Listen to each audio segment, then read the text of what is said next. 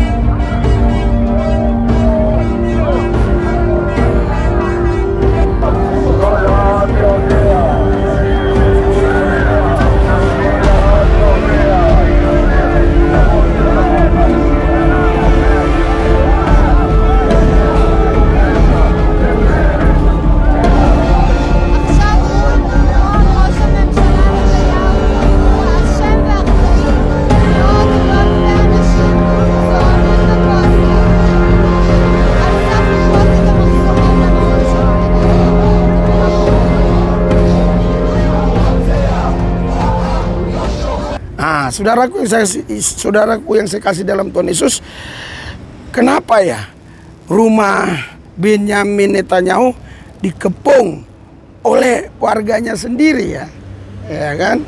Saudara, memang di sisi lain mungkin mereka sudah capek, bosan ya, banyak korban-korban jiwa, dan mereka pingin persoalan ini cepat selesai. Tapi kan siapa Benyamin Netanyahu? Itu kan manusia biasa juga ya. Nggak begitu mudah untuk menyelesaikan persoalan ini. Karena lawan dia itu Hamas, Hizbullah, Houthi, dan yang lain-lainnya. Jadi nggak mudah untuk menyelesaikannya, saudara. Ya, jadi saya kurang setuju kalau pengepungan rumahnya Benyamin Netanyahu itu, karena tidak cepatnya menyelesaikan persoalan ini. Karena persoalan ini rumit. Bahkan banyak negara ikut-ikutan ya. Banyak kelompok-kelompok militan, tentara-tentara militan ya, yang non negara itu juga ikut-ikutan ya. Saudara, kenapa Benyamin Netanyahu tidak mau gencatan senjata ya? Saya berpikir kenapa ya? Kemungkinan dia berpikir begini, kalau terjadi gencatan senjata, stop perang, memang oke lah, damai-damai dulu. Tapi nanti beberapa tahun lagi Hamas ini ngulah lagi, karena memang itu terus kok dari dulu pekerjaan-pekerjaan yang dilakukan oleh kelompok-kelompok militan itu ya. Iya kan? Biar apa? Biar ada masalah lagi. Kalau ada masalah, ada sumber dana, kan begitu. Kalau Israel nggak perlu bantuan, Jadi ini sebenarnya bukan masalah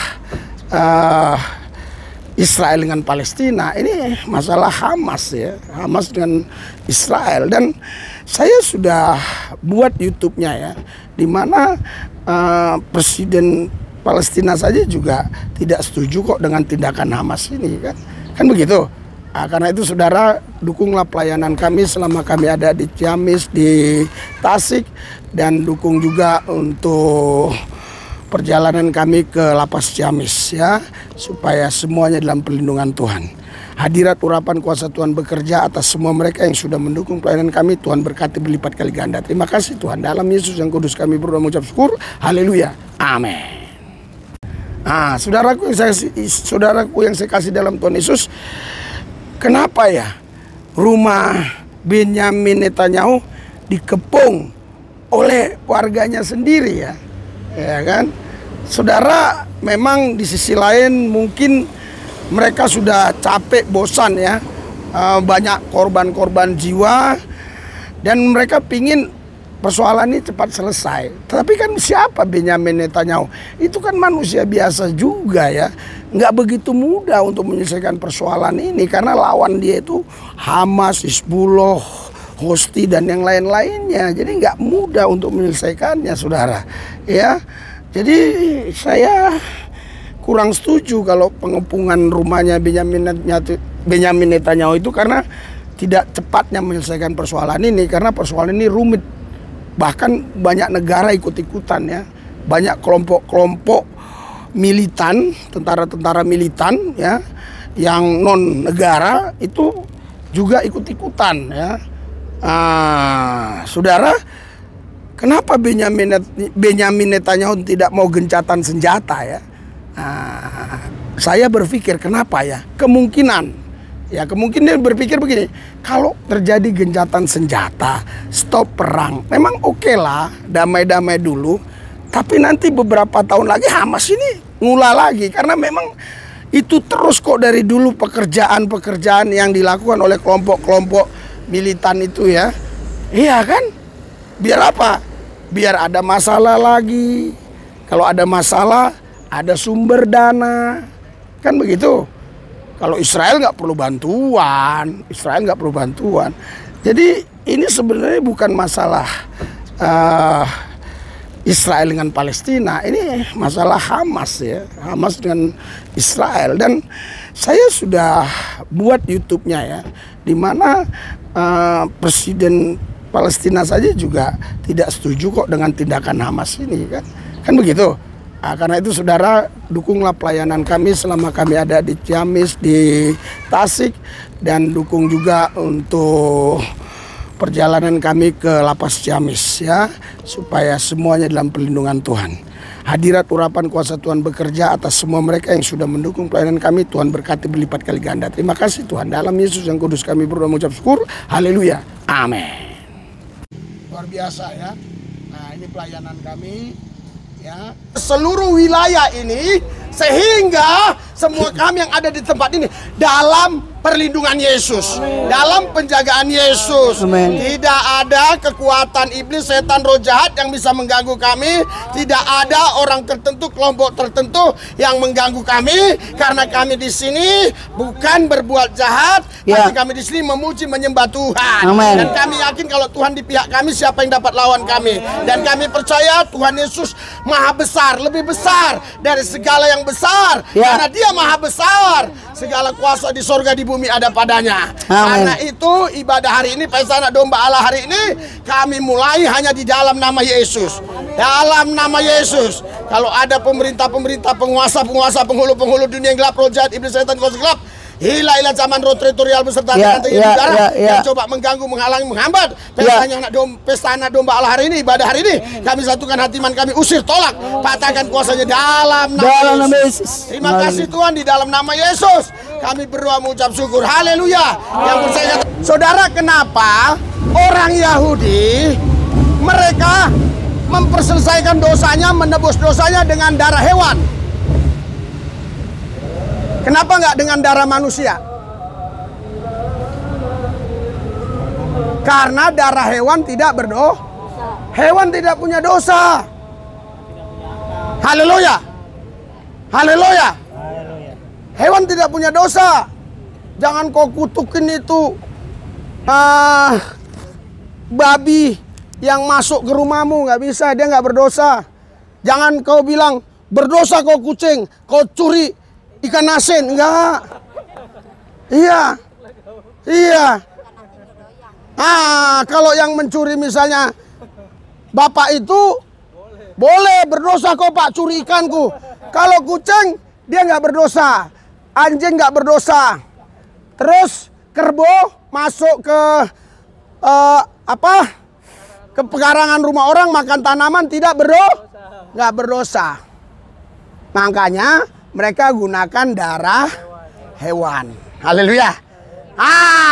Saudara, Alkitab bilang ya, darah hewan tadi, saudara, itu hanya sebatas menyelesaikan hubungan mereka dengan Tuhan selama mereka di bumi. Karena darah hewan tidak bisa masuk surga. Karena Alkitab bilang darah dan daging tidak bisa masuk surga. Itulah sebabnya darah Yesus harus tertumpah untuk menebus dosa saudara, menebus dosa saya.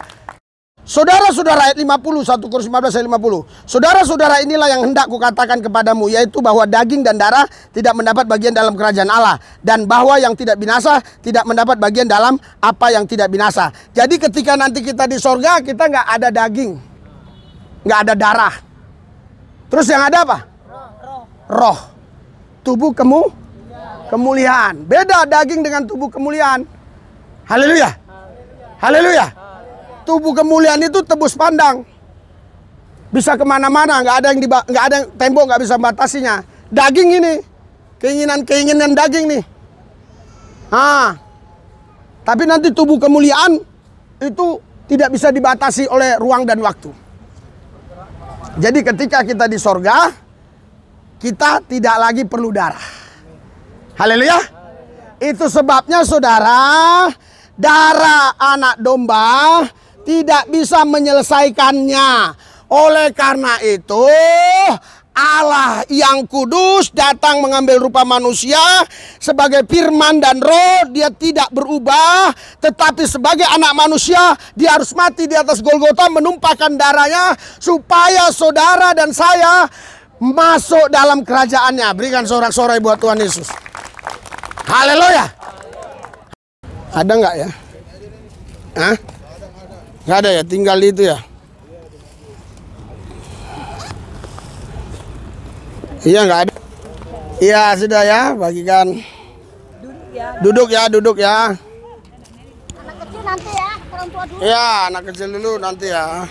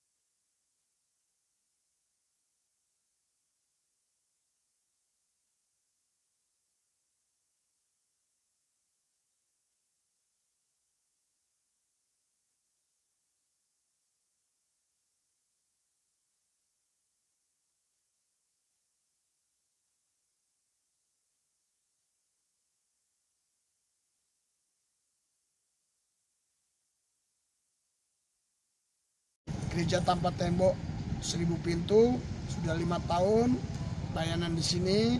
Sudah 1000 orang yang percaya Yesus, yang tadinya bukan Kristen meninggalkan keyakinannya ikut Yesus. Ya silih berganti ya, yang sudah percaya Yesus dapat pekerjaan di Bogor, di Cilengsi, di mana-mana gitu ya. Jadi datang yang baru lagi, kita layan lagi, percaya Yesus lagi, begitu terus menerus selama 5 tahun. Jadi di sini pelayanannya saudara ya, mereka setelah ibadah kita kasih makan ya.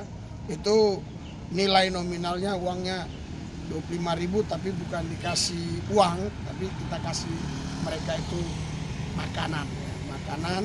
Awalnya kita beli di warung Padang, tapi katanya wah Pak, kok nasinya dikit. Saya dapat hikmat, saya katakan kepada para pelayan metanoia, apa kalian nggak bisa masak? Oh bisa, oke kalau gitu kita masak sendiri dengan dana yang sama gitu ya. Nah, luar biasa saudara, setelah kita masak sendiri ya, nasinya itu bisa 4 kali lipat banyaknya dari warung Padang tadi, gitu juga rendangnya ya, begitu juga kalau masak ikan. Intinya dananya sama ya, uangnya sama tapi ikannya lebih banyak dan juga nasinya lebih banyak. Jadi mereka sekarang maunya masakan dari kita ya, bukan dibeli. Nah, doakan pelayanan ini supaya maju terus, banyak jiwa-jiwa dimenangkan bagi Yesus. Saya berdoa buat kalian yang sudah berkati pelayanan ini, Tuhan Yesus berkati mereka yang sudah berkati pelayanan ini, biar hidup mereka makin hari dipakai Tuhan dan diberkati Tuhan. Dalam nama Yesus, haleluya, amin.